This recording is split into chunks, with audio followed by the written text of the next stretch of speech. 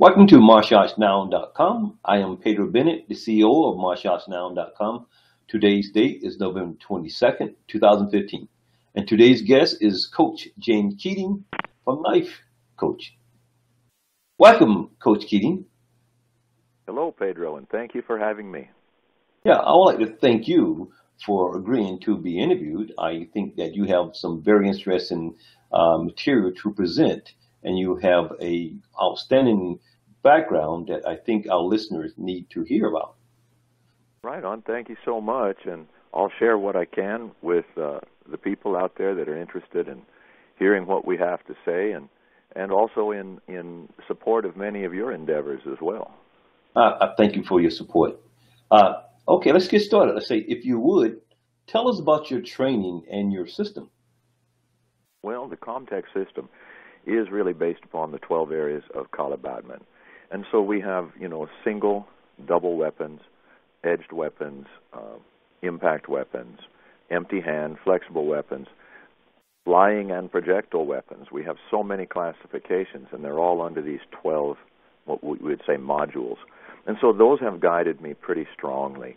Under things like the projectile sort of weapons, it usually means like a blowgun or maybe a bow and arrow. But I've also added the modern firearms, of course, into that sort of thing. So it's really based upon that sort of Filipino curriculum that I learned in the JKD Kali Silat Apprenticeship Program under Sifu Cliff Lenderman in Tacoma, who was under Guru Dan. So it's something that I've modified a little, but generally I've stuck to that track of things. That's quite a piece of work there, especially when you add in the gun to the various weapons. Yes. And that program spurred me to delve deeper into the connections with Kung Fu, where the origins of Jeet Kune Do, which was fencing. Many people believe that Jeet Kune Do is a Kung Fu, when in reality, even Bruce Lee, in one of the early, 1968 interviews, said that Jeet Kune Do is merely fencing with the empty hands. And a lot of people wish to erase or deny that fencing connection, but we merely have to look into Bruce Lee's own book, The Tao of Jeet Kune Do, and ask ourselves, why are there so many French fencing terms if this is Kung Fu within that book's format?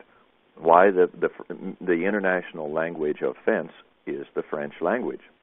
So when we hear things like riposte and things like this is classical fencing.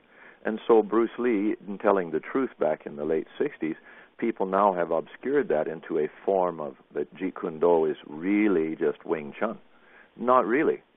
It is far more unique than this. And so this pursued me, though, to pursue fencing to a greater degree, as well as learning more about Wing Chun itself, the Red Boat style, through Master Fu Kyung and David Harris and Sid Woodcock. That's very interesting. I do recall back during the day when Bruce was doing quite a bit of fences, and I didn't notice the transformation, how he did fight prior to fencing and after he incorporates some fencing into his movements. So it's very good that you brought that point up. Go ahead. I was going to say, his brother was a fencing person in Hong Kong. Fencing was in the family, and so it's Bruce Lee's fastest man alive, where he close your eyes from a distance. Any fencer is taught that there is a black hole, meaning a gap in the human sight, and there is a hole about the size of a coffee can right in front of your eyes. And fencers know this. You can go to any ophthalmologist or ophthalmology page online, and they will tell you all about the central vision blind spot. So another trick of fencers is to use that against an opponent. When Bruce would line up, like at the Four Seasons International, and close people's eyes, using that technique, he came straight down that black hole where it was totally invisible and closed their eyes before they could react. And they attributed this to him having blinding speed, which he did. But at the same time, he was using a trick of human weakness that fencers are taught, where other martial arts rarely even recognize the central vision blind spot. Right. You know that blind spot has a medical term. I think, if I'm not mistaken, it's called scotoma. That's SCOTOMA. It's a Yeah. blind spot, something that's right there in front of you that you don't see someone to bring to your attention. So it's a very good point. You know, it's interesting as you were talking. One thing that I noticed that you do not call yourself master or guru, etc. Why? Why do you not call yourself a master or guru, sifu, etc.? Well, you know, many times we find in martial arts, we find a cult-like behavior. Not that that's bad, but when you have a cult, it's there more to not help people, but kind of honor or worship that cult leader, that founder. So many times the focus in a school or a style is then upon the masters and the leaders, when in reality, people should be focused upon the pupil. They are the future. So I feel that coach reflects my sincerity, or my focus is upon the pupil. Whereas if I were to use the term master or shihan to such a great degree, it more or less makes people obligatory or sort of worshipful towards me, which is the wrong way to learn. If I'm sincere about teaching, which I am, then I'm going to use the most effective way to teach people so they can learn, and that is to de-stress that environment and just call myself coach and be there for them. No, that makes sense. Makes sense. Interesting. You, if I'm not mistaken, you have some previous experience in traditional martial arts. Would you share some of your experience with the previous martial arts you have had in the traditional martial arts? You bet.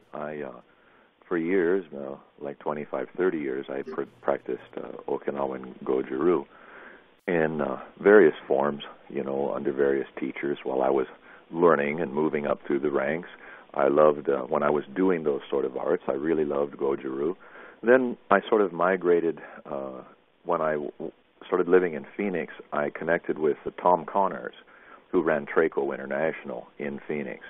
And so that's when I started training in Kempo. And it really changed me because it was more dynamic in some ways. Kempo was a great stepping stone to my next level, where I studied a form of Kung Fu.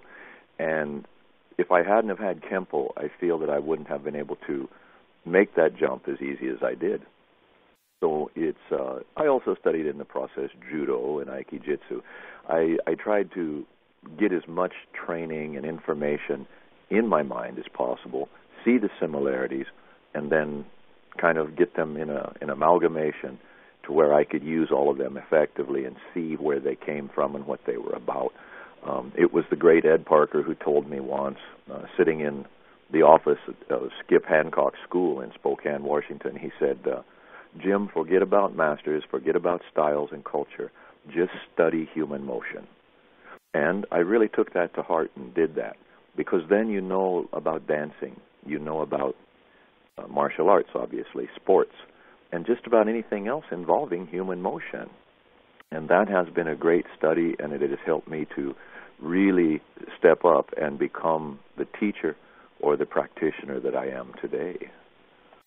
Yeah. You know, 2 years ago when I made contact with you, I shared my Kempo experience, and you evaluate one of my videos, and you said, based on what you were able to observe, you would recommend a particular video or two, which I will tell you, I often refer back to those videos, and I want to thank you. It was Golden 1 and 2, and also Street. Street Knife, could you yeah. help me out a little bit again? Street Knife? Yes, Street Yeah, Knife. yeah. There was 3 videos in which Concept Goal, yes, Concept Goal 1 and 2, and Street Knife. And I use those some of those techniques very often in the system in which I'm studying and training. I want to thank you. I think they're excellent videos. Right on. Thank you so much for saying that. They really helped me, that information, when I was taught that stuff, and so it didn't exist in the public domain, and I just thought, why not put it out there and help others? It really is anymore. I mean, perhaps in the past where we had duels and you fought people, in the ancient times with martial arts. But now the whole thing has kind of become a chain of goodwill where you you get much further helping people, giving them, sharing with them some information, and it's just an incredible thing. It's truly a golden age of martial arts. Well, and I tell you, the resources like you have and many other instructors have out there is really gives you a true understanding of who you are. And, I found that by, stepping away from Kempo, which I'm seventh degree in the Tracy system of Kempo karate, I found that by stepping away and looking what some of the other individuals are doing has really given me a better understanding of actually what I'm doing in the Kempo that I'm doing. So again, I want to thank you for that. And in fact, I urge that once someone gets to a certain point to look out, do some research and see what other people are doing. It really gives you a better insight of what you're doing. I totally agree. You get a new, you don't forget about it or discard it. You get a new appreciation for it. And that's what a lot of people fear, like if they learn something new, they will lose their old art or something. And I tell them, not a bit. What you now have done is enhanced that favorite art that you've done for all these years. You've enhanced it. And this is an incredible thing. Any master or any system, head of any system like a Soki, will be pleased that you have, whether you did or didn't really do it, but you have attempted to improve the lot of martial arts in general, yourself, those around you. This is the ultimate goal. And so when we do these things and we say modify something or we learn from another art and bring it back to another art, this is not what people would call bastardization. It really is an honor in that way, and it allows us to all grow. Without that, it would be a much less dynamic world in the martial arts. Even in the 1960s, sharing was unheard of. Sharing was impossible. There was no media, no technology to share. And even if there was, the masters of that time would not share with you. They would tell you to leave. Now, we have the finest of in the martial art world on YouTube and all these other channels and the online in general. So it really is a time where men are sharing their secrets, trusting each other, and martial arts truths are being shared and proven and disproven. I really think it's a golden time, just like in that era in China back at the turn of the 1700s or so. I'm going to ask you a question. If you can choose one word, what is one word you would use to describe yourself? Well, I reckon that would be fluid or fluidity. The reason being is fluid is something that I gained from maybe the mid-1980s on. I did not have it before then. I was strong or fast. I could be violent, but I was not fluid by any means. The arts that I was doing did not allow that, really. They didn't teach it. So once I did get into the Kali, JKD, Silat, I started flowing better. My energies changed. And, of course, then Tai Chi helped an incredible amount, too. I can't give it all just to that other. Tai Chi was an incredible bonus. But once I started flowing, my arts changed, my perceptions changed for the better. And then you get into the knife. If you don't flow, then you die. You get hurt real bad. So in some fist fights and wrestling, if you don't want to flow, you can just push back and be aggressive. But with the knife, you can't. You have to flow. You have to go with that force or be hurt. So that's why I pick fluid, because it's also a life, what would you say, something I use in life. It's a life tool. I flow with things. I yield. And people will tell me many times, they'll say, "Oh, Keating, you're very patient." I'm not really patient. I'm just fluid. I just conform to what I'm dealing with rather than fight it. And so it may look like patience, but it's really just conformity because I'm fluid. I guess it's like bull riding. It can be applied to that. If you get tense when you get on the back of a bull or an animal, it feels it, and it knows what to do. But when you just settle in, that animal feels it too. The dog trainer, Cesar Millan, speaks about this. that people are the ones that make their dogs nervous or crazy, not the dog. And so he said the dog is picking up on your vibe. I totally believe that, whether it's a bear, a wild animal, a domestic animal, or even another human being, they pick up on your vibe. And so you kind of want to have that more neutral approach, and then, you flow with it. They go with you, you go with them. Yeah, this is pretty unique. In my class, when I teach at the university, oftentimes I know one of my students is going to have a question before he or she even asks the question, and I will call on the students to go ahead with your question. They're like, how'd you know I had a question? But I could pretty much feel the process in which they're formulating their thoughts, and I'm assuming the reason why I'm able to do that is because I'm at ease in the environment with my students at the university. So I would agree it would be wise to be fluent, flexible. Back in the 1960s, there was a show on television about a police detective called Longstreet. He was a blind detective, and Bruce Lee was in that. He was an antique dealer, and they were in New Orleans, I believe. And Bruce Lee had a moment there where he was teaching this guy, James Franciscus, in Longstreet. And there's this part in one episode where this guy kind of challenges Bruce Lee. This was a television series. And this guy started to twitch, and Bruce Lee nails him. And he said, I saw you telegraph through your body, and so I intercepted it. And so the guy kind of slides up and busts another move. Bruce hits him quick.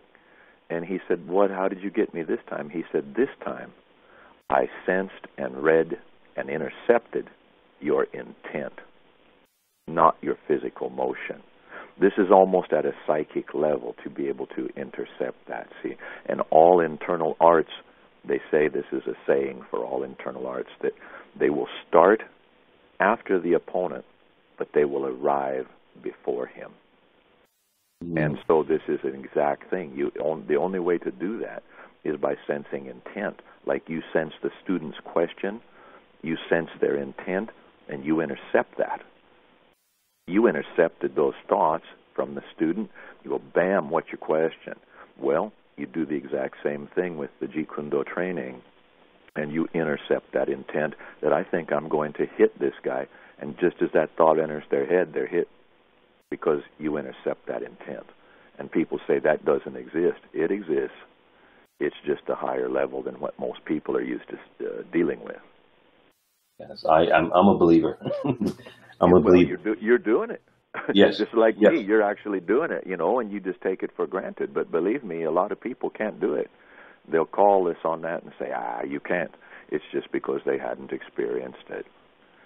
I've been experiencing it for many, many years. In fact, oftentimes I have a student to stand in front of me, and I have that student to think, this is a martial arts student, to think about an attack. And as he or she think about the attack, I would tell them what they're going to do. So I would tell them not to move their body, only think about it. I would tell them to do as many punches or knee or elbow, do a grab or whatever, but do not grab me. Very often, I would probably say about 70% of the time, approaching 80%, that I'm able to predict what the person's going to do even before he even knows it himself, which is pretty unique. That's something I've been working on for the last several years. They'll call you a mind reader. You need to market that. Tell me, over the years, how has your training changed over the, say, previous 10, 20 years? Well, I went from largely unarmed. I mean, you had your Kobudo weaponry once you got up into your higher levels of Dan rankings and things. And it was staff, sai, things like this, Kobudo, but it wasn't anything too dynamic, so it was largely empty hand training. And then around the early 80s, I got introduced to Kali, and it was really neat. I wanted to learn more about it, so by 82, I started pursuing it heavily. Before that, I always had interest in knives, my father being a knife maker. He was a great believer in the John Stairs cold steel knife fighting system that the Marines were taught. And so, I mean, I knew about these things, but it wasn't formalized or codified, you might say. So when I started learning Kali, it was a very systematic, codified way to learn, and it kind of just blended right in with what I had been doing behind the scenes, just as I said, from my dad and things like that. And slowly I just migrated away from the empty hand arts as much and went almost full-time into blade work and sword, whatever it may be, knife, and just tried to really delve into that for the next 20-plus years or more.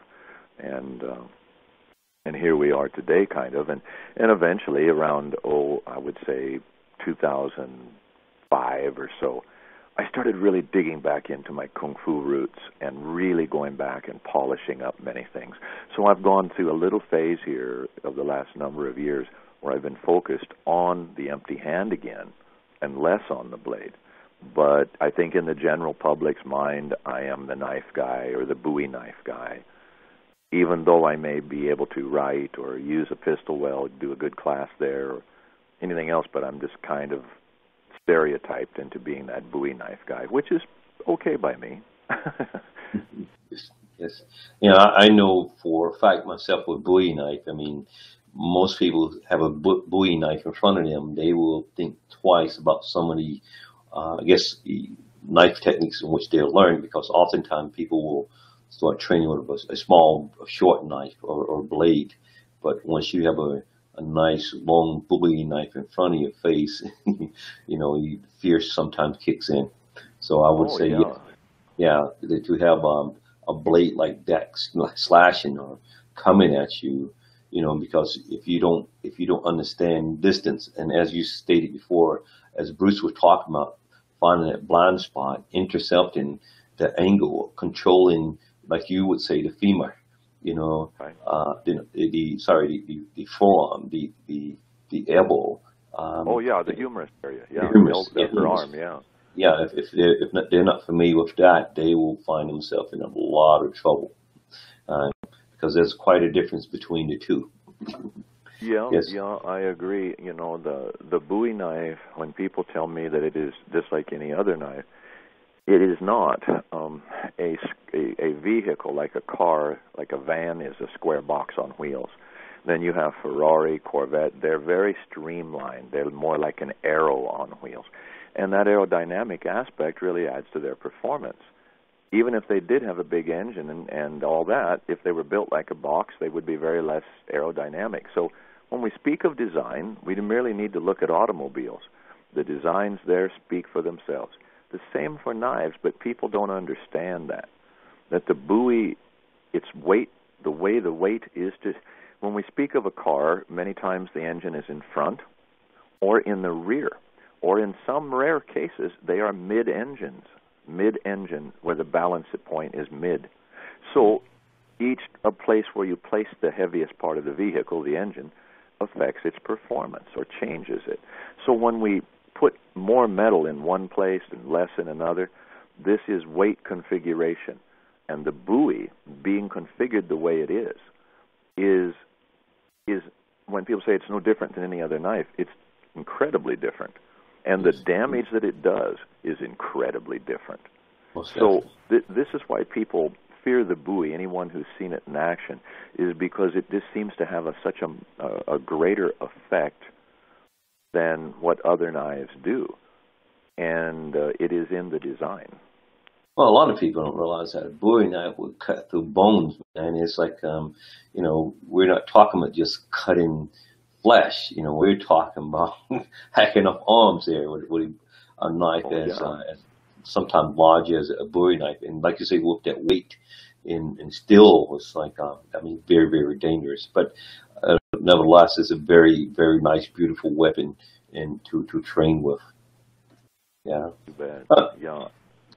So I'm going to ask you, let's change a little bit from the martial arts per se, but I want to ask you as a coach, what are your thoughts? Should politics be taught in training, particularly if you are an individual mentor? Well, one of the great episodes in martial arts history and things like this, many movies made about it, was the so-called Boxer Rebellion, the Chinese boxers. That was a political movement. Most of your Kung Fu studios, the Kuns, were associated with different secret societies. They were political in their origin, in their purpose. And so politics are many times been a part of Kung Fu, or let's say martial arts history, their past, as well as the present. I myself try to dodge that a little bit because politics and things like this tend to cause division, and I try to say, well, whatever people think or whatever, that's put aside here. Kind of like when we're doing the Olympics. If you have a difficulty, put it aside until the games are over. And so it's like that. And it's just to keep a bit of unity and to where everybody can learn at the same pace within the studio's environment. And then if they want to go out and discuss politics or belief systems or something, then that's up to them. But I try to keep my own, more or less, belief systems and politics to myself and stay neutral, because I know that I have an incredible influence over people. And yes. I'm trying to, not be influential, but teach them how not to be influenced. Mm-hmm. And that is their freedom. Then if they choose to be that path or follow that way of thinking, that's their choice. But it wasn't because I sort of influenced them and coerced them into it for my own agendas, and many teachers and coaches do this. So as I say, for me, I kind of just avoid that, stick to the mission at hand, and then maybe at some point, much later, if I know that person closely, I'll go ahead and mention some of my personal beliefs about the politics of the day or something. Right. And that sort of validate what you had said earlier when you were talking about some individuals in a cult-like organization when it comes to training based upon leadership, etc. It gives the student opportunity to have the freedom to think and to evaluate for him or herself, because we're innately biased, and we could easily influence those individuals, particularly when they look at you as a coach or an instructor. Exactly. How we could easily influence, and because what happens is that we are also innately egocentric, and sometimes they may take what we say without even questioning it. Why? Because James Keating said it, so it must be the truth. Yeah, so yeah. We got to be very careful with that. Well, I think that was Guru Dan who used to say many times that as a teacher, we are not the destination. We are merely like a signpost, a guidepost to lead them to that threshold of discovery, and then let them cross that. Let them cross that threshold and discover what's there on their own. So whether we call ourselves just a pipeline or a signpost, but it's really a good way of thinking about it, that we as the guru or the teacher are not the goal. The goal is to get to that threshold of discovery, of personal realization, and then go for it. What just came in mind were the railroad tracks. Right. they have a path. Each there's those tracks represent the path, and they could choose what direction they want to go based upon the goal in which they're set. But yeah, that's a very good point. You mentioned in your training earlier that you are incorporating gold and guns into your training. So, with that being said, what are your thoughts about the Second Amendment?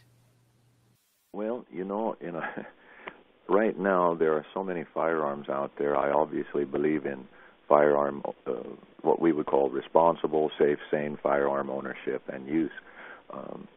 And I don't think we're ever going to really eliminate, if people consider this a problem, I don't think we'll really ever eliminate the problem. It's just too far out there now to pull back. I do believe that there should be a form of self-defense out there. We say animals come equipped with claws and fangs. Human beings do not.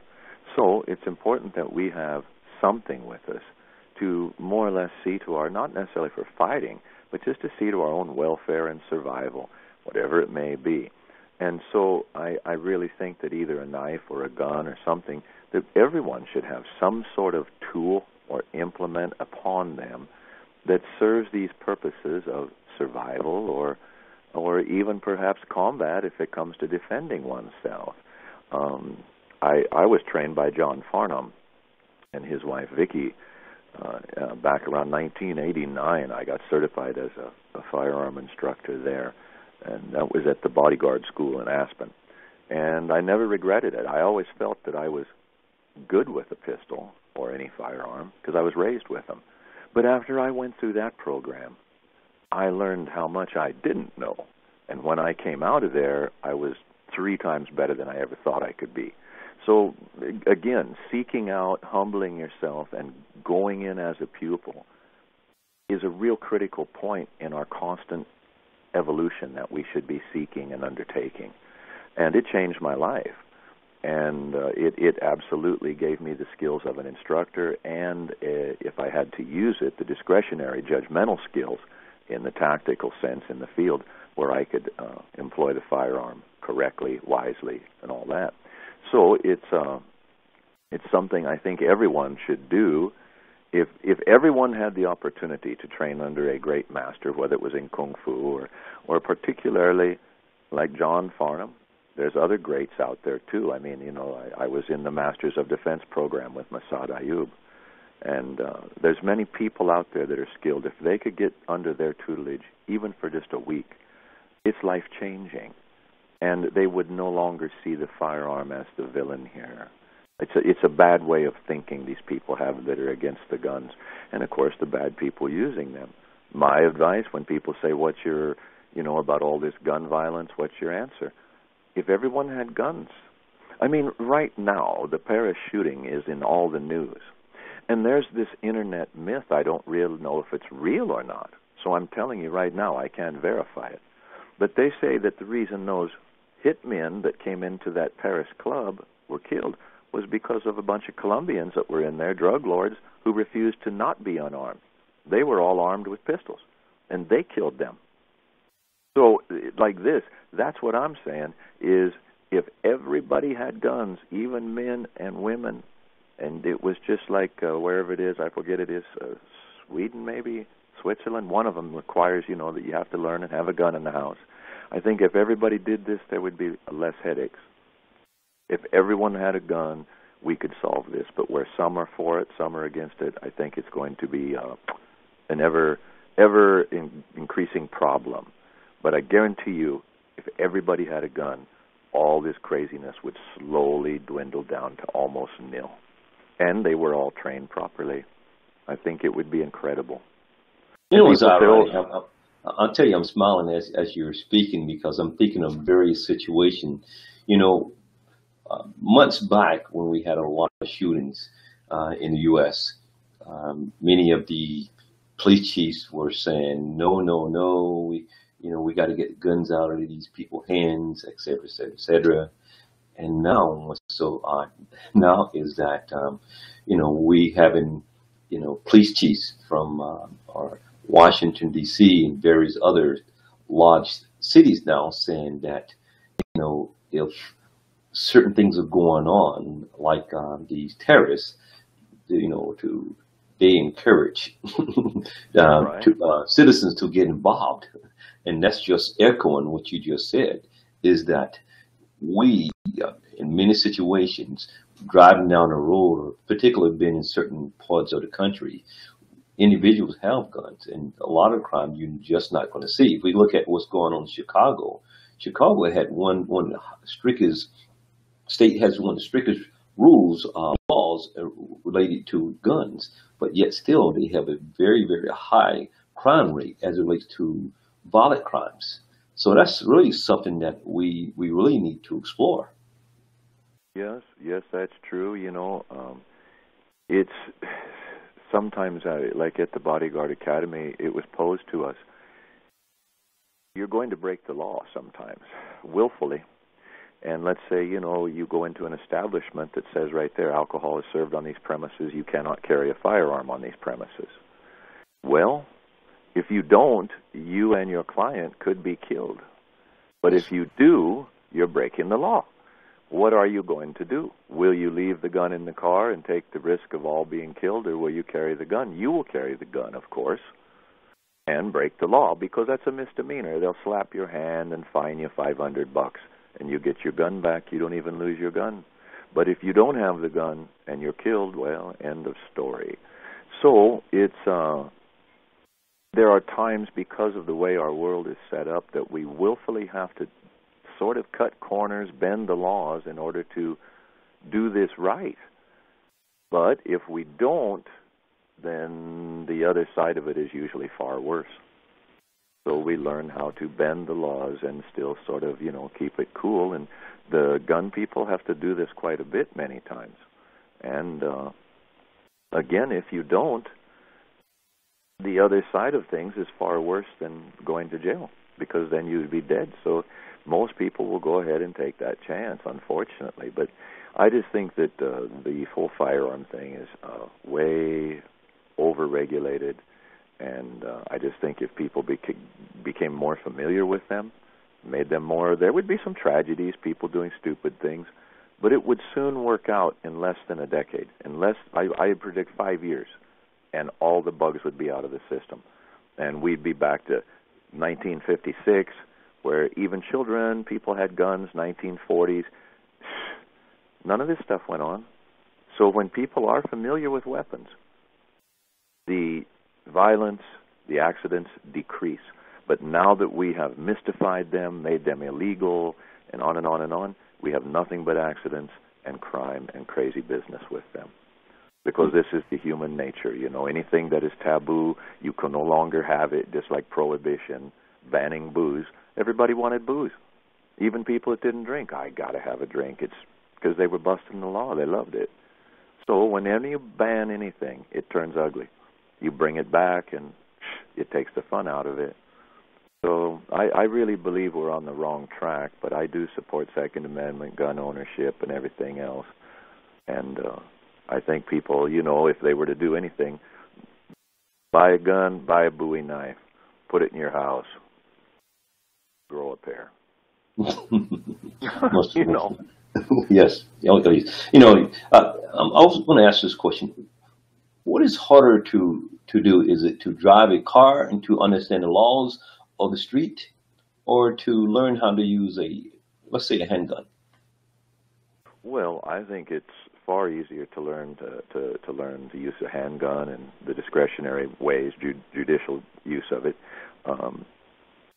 Again, the things that one can do with the car are far, far more than the pistol. And the pistol, or any firearm for that matter, there's just a very few caveats or, warnings, things that you should be aware of.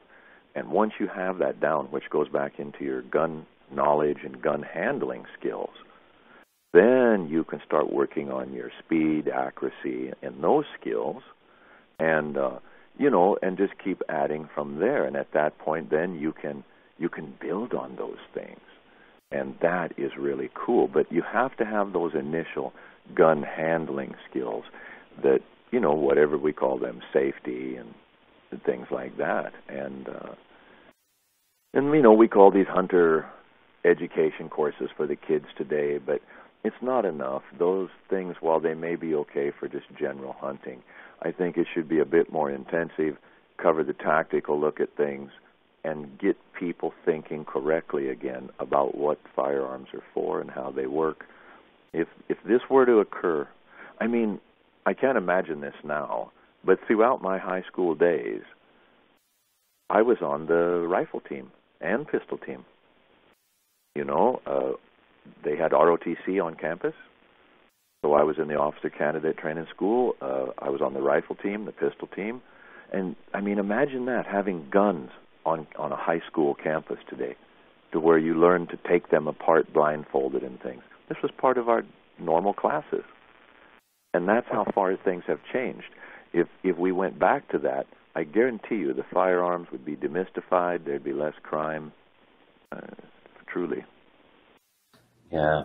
The struggle that we have is we've created a beast, within ourselves, and the challenge would be to reconstruct that beast that's inside. But, with the system as it is, I don't know. I don't see us stepping back and making that change because of various political um, political reasons.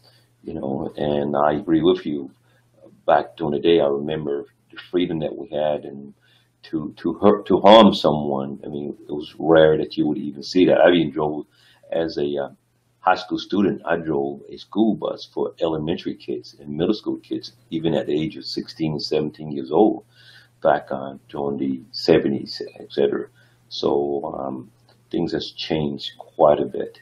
Um, Speaking of change, other than the martial arts itself, what one thing would you do to change yourself? I mean, that you would do different?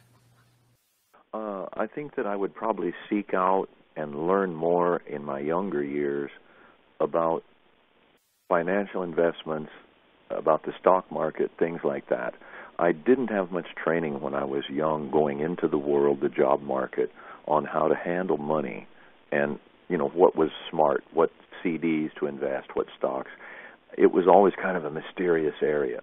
And I think I paid for it until I dug in and started learning much, much later, almost too late in life. And I've noticed it's an area where many people struggle.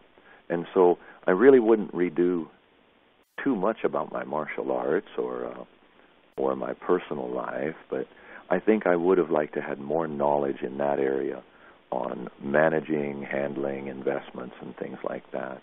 If that even, makes any sense, because this is a big aspect. To manage money and to make money is a big aspect of our life. It is basically the hunter-gatherer in its modern form, and so if I sell one of my books, let's say, that's like in the old days, you used your bow and arrow and shot a rabbit. Your family will eat that night. I got a rabbit, yeah, that's a good thing. Well, now we don't really hunt, but in that sense, if I sell a book, it's like, bang, I got a grouse or a duck I can eat that night. And so I just see it as the more modern hunter-gatherer way, but still the same way in the concept. And I don't know if that makes sense, but... Yeah, I understand. I've as I speak to various masters and grandmasters, one observation that I've made, particularly some of the guys in the 60s, in the era 70s and 80s, is that one issue that many of these guys are having now is financial issues. So it's ironic that you brought up the financial issue, but speaking to some of these guys, they struggle because of mismanagement of funds, and so I think it's financial literacy is very important to discuss. Too often it's like taboo. You don't talk about money, just like we're talking about politics also. Some people just don't like to talk about money, but yet still we get an education with the hope that we get a job to make money, but yet we don't talk about that. It's sort of odd. Peter Urban, one of my old Goju-Ryu teachers, Sifu's, he used to speak about hit power, meaning, the hit power in your punch. But then he said we also, in need to survive, we need, like, spiritual hit power. We need financial hit power. We need intellectual hit power. And we used to talk about one-dimensional martial artists who only had physical hit power. They could hit you hard. But otherwise, their lives were wrecked. They're drug addicts. They may be good martial artists, but I'm just saying that's all there was, a solo, one-dimensional individual. And he would say you must develop yourself so that you have that financial hit power for now and later in life to accomplish your dreams. You need the spiritual hit power, that strength to face these obstacles and let them dominate you. And I got it. And I still look at the different hit powers that he described and would advocate, and I try to explain those to people, that when we learn these arts, it's critical that not only in the ring or in the studio that we apply those principles, but that we take them into the daily world and apply them metaphorically in a wide, vast range of applications, and that is those hit powers. The hit power of having a lot of good friends and people that are there to support you. This is an incredible power to have in the world. If you're alone and have no friends, it's a tough place. You have no power there. You have no hit power within that world of that close-knit group of your tribe, you know. So we have various powers, and it was Peter Urban's goal, or what he hoped, that you would start realizing these, and then making actual. You realize, then you actualize. You make it happen. And I have, largely. I mean, that's where it really started, you know. Well, you know, martialartnow.com, that's what we look for. We love interviewing masters, grandmasters, gurus, coaches as such as you, who is very versatile, not only in, you know, the hit power, that is, or the striking, but having knowledge as relates to history, life in general, because what you have to present will most definitely help out these individuals who are seeking out knowledge, because martial art is more than a punch and a kick, because a punch is a punch and a kick is a kick. So what? You know, so there's more to life than that. And so you're presenting that, you're living that, you trying to help other people to reach the point in which you are, and even reach farther. And you, Peter Urban, did this for you and many others. As I spoke with Grandmaster Vincent McKetty a couple weeks ago, this is what he shared with me as well. So thanks for sharing that. Right on. Yeah, it's a small world, you know, and many of us have been taught similar philosophies. They just have different names, different things like that. But I mean, the great minds all share similar goals and visions most of the time. And that's why it's neat. There's an old saying that says, you know, if you only make followers, it will get you killed. If you only run with other leaders, then you usually find, all of you together will find success. And so it's better to run with other self-actualized leaders than to have like thousands of followers, because followers usually then means you have a cult, which means your house is now called a compound. At some point, somebody's going to try to blow it up or something because you have a cult compound. No, you don't, maybe, but that's how they think. So I've always just found it better to keep it on the good side, to where they see you in that way. That, like, you know, the old Boy Scouts. I don't make followers. Even in my pupils, I only make leaders, because that's the only thing worth making. I see. Everybody is a leader. Everybody is a seafood. This is how I look at them, whether they're new or old. Yeah. I mean, that's a good, nice touch. That's what a leader should do, is build a person up so that he can. That's what you call passing the seed, passing it on.